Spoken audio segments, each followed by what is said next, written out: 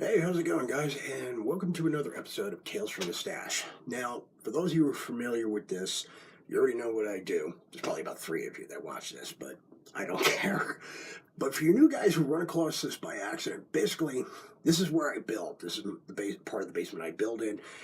That's my shelf of doom and my stash. This is where this video I will share what I have in my stash, and I'll talk about it a little bit and tell you if I recommend it or not. Anyway, so we're going to start tonight with this little gentleman from Kinetic Models. This is the 148 scale Kfir C2 C7 kit. I also have their C1 F21, since they're basically the same, save for a few parts. So I'm going to cover both in one sitting here.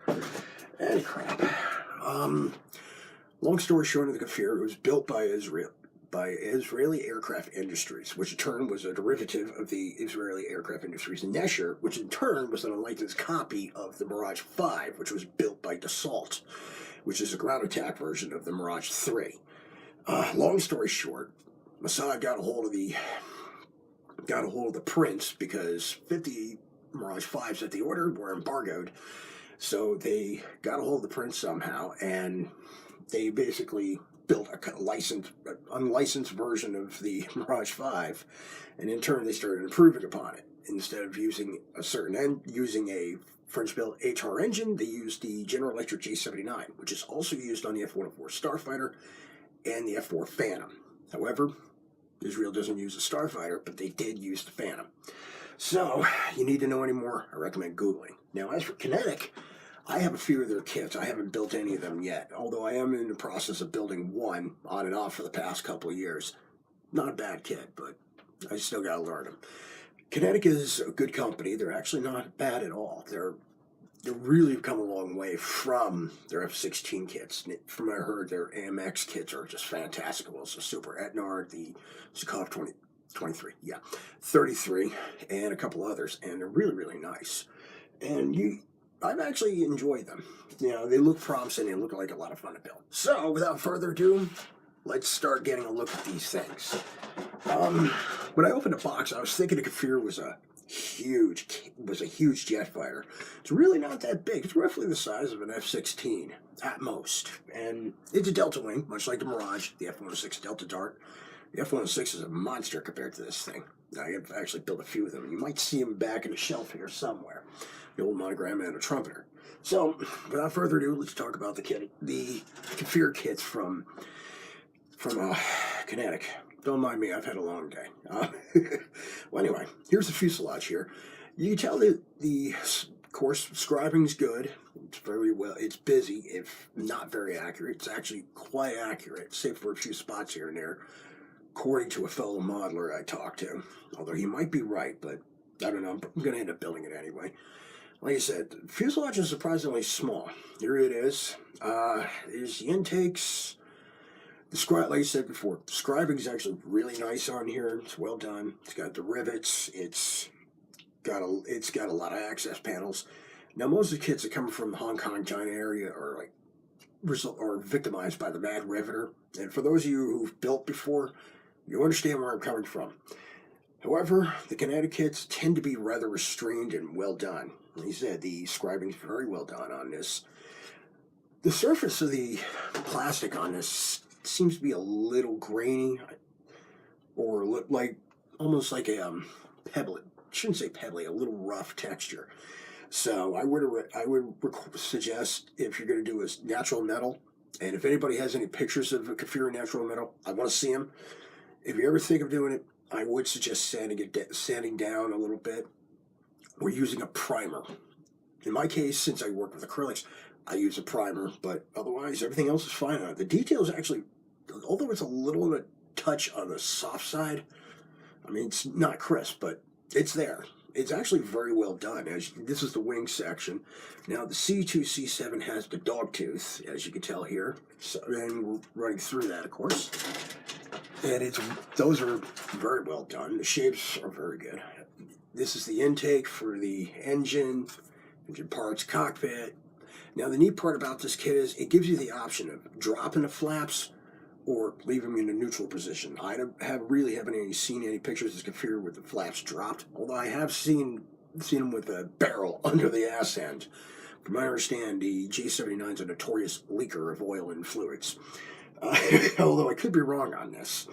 Everything else is on here. The beauty of this kit is, the neat part is, in typical Kinetic fashion, they leave the tires and the hubs separate, so you can paint them separately if you want to. Me, I'm probably just going to glue it together and do it the hard way like I always do. Mask, paint, mask.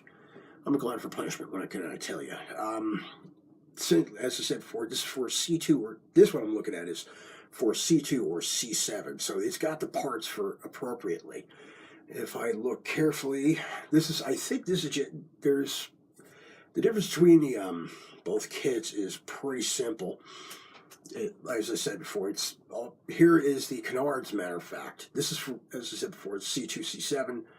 Canards, cockpit display, of course, if I can find it, there it is. This one is for the C2 right here. I think the ejection seat is also. There's more of it. Flaps, landing gear. Landing gear is very well done.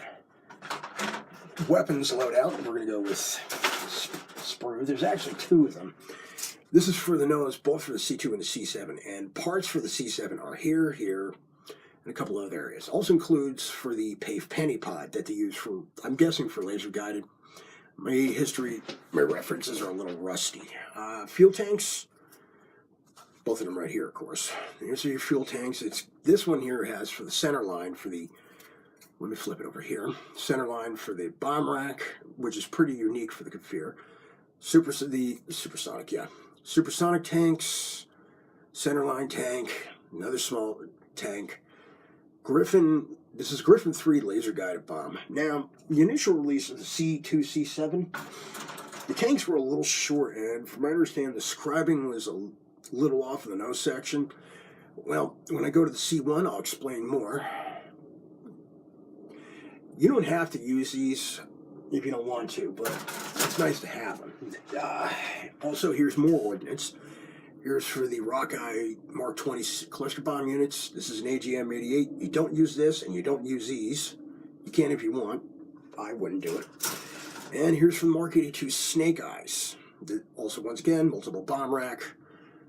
The difference between the Snake Eyes and regular slicks is the fins on the Mark 82 Snake Eyes fold out to slow down. It retards the velocity of the bomb itself. That's basically it for the C2, C7.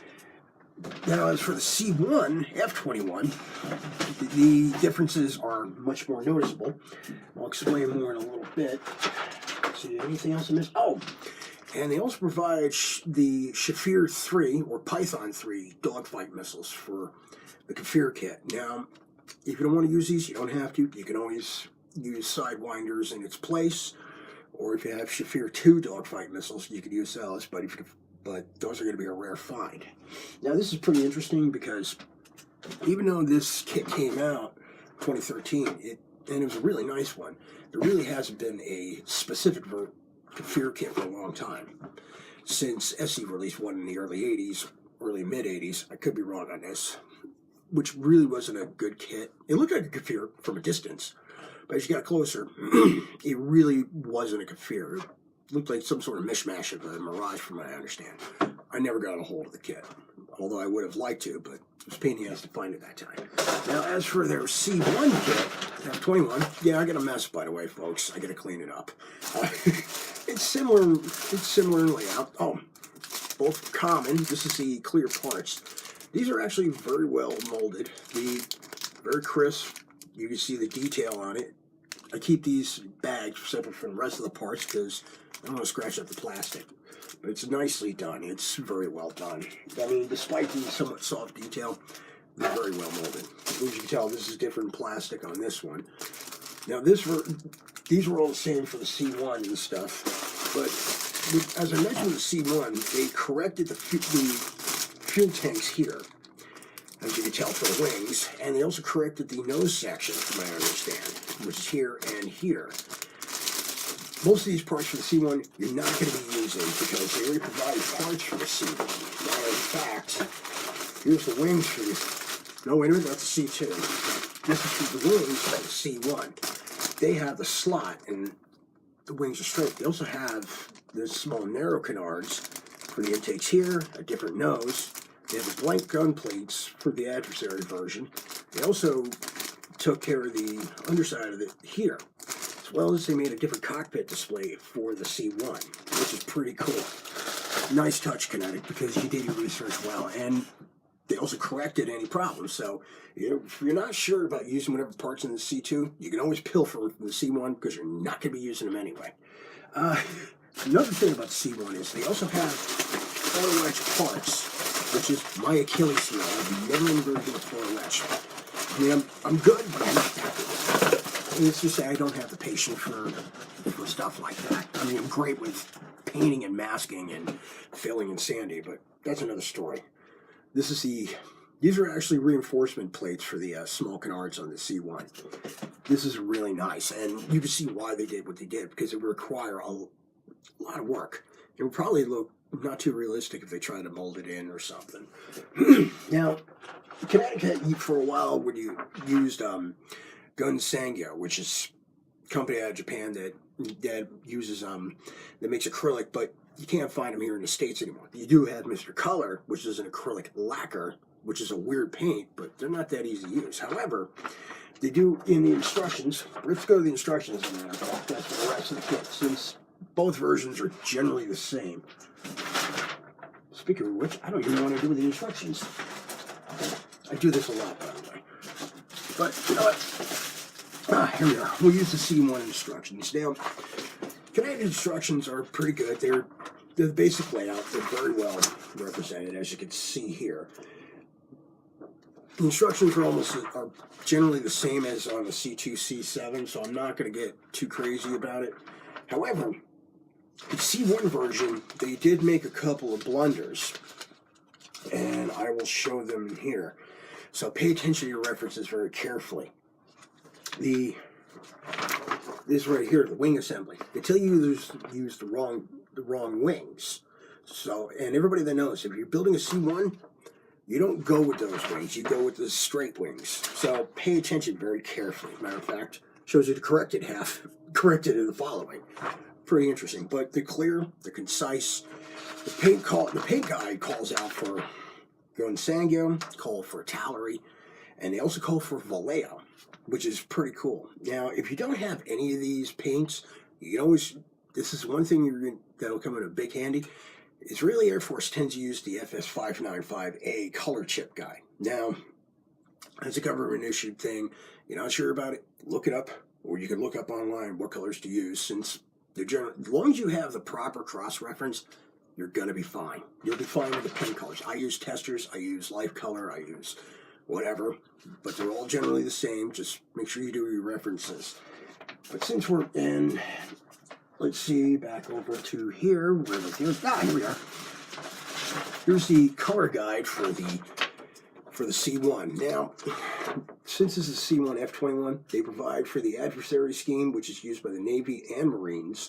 They use the C1s for a little while and redesignate them F21s as adversary aircraft during 86 to the 89 time frame. They were actually on loan or shouldn't say loan, on lease from Israel for a few years to represent supersonic adversary aircraft alongside their A4s, F5s, and of course the F-16. And this is a pretty interesting scheme if you want to try it. I'm going with straight up Israeli, which is on this side. Now, this is the older Israeli colored aircraft scheme. Which is the pale green, the dark tan, and the sand. Underside is duck egg blue, which is quite a light color. So,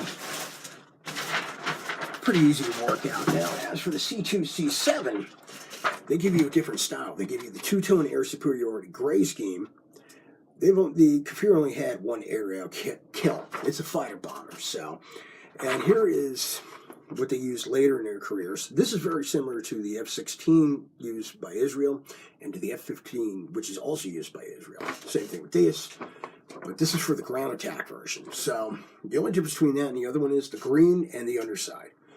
You could use almost like a sage green of sorts, but in place of the pale green, and also the pattern's a little different. So check everything. Decals, they also give a decal placement. Same thing since they provide both versions. That's a big winner on Kinetic's part. Now, as for the decals themselves, I don't know what I did with them. The decals are actually printed by Cartograph, which is a very popular company. They use the C1s.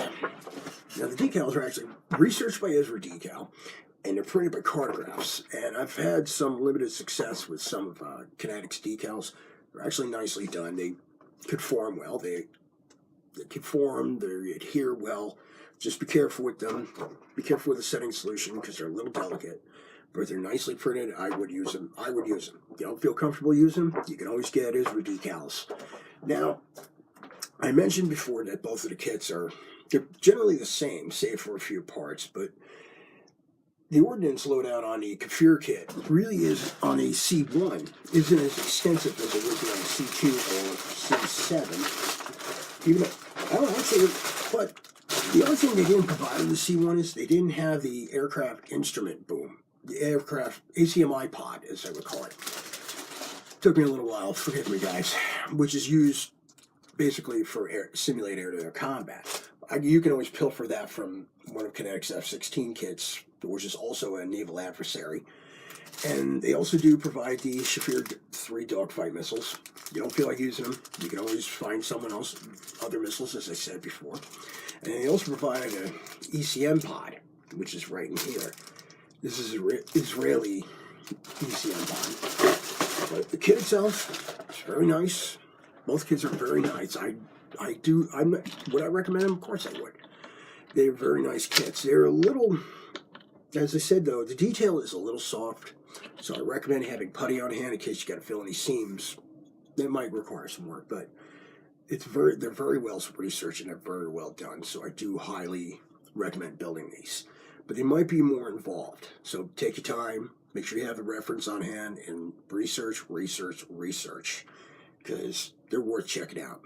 Next time I do Tales from the Stash, I'll have the other counterpart that I recently picked up, AMK's C2 C7 kit, which will be next time. So, this is what I got for now. Have a good night, take it easy, and happy modeling. I will talk to you again soon, everybody, which is about 3 of you. That's all I got. Take it easy.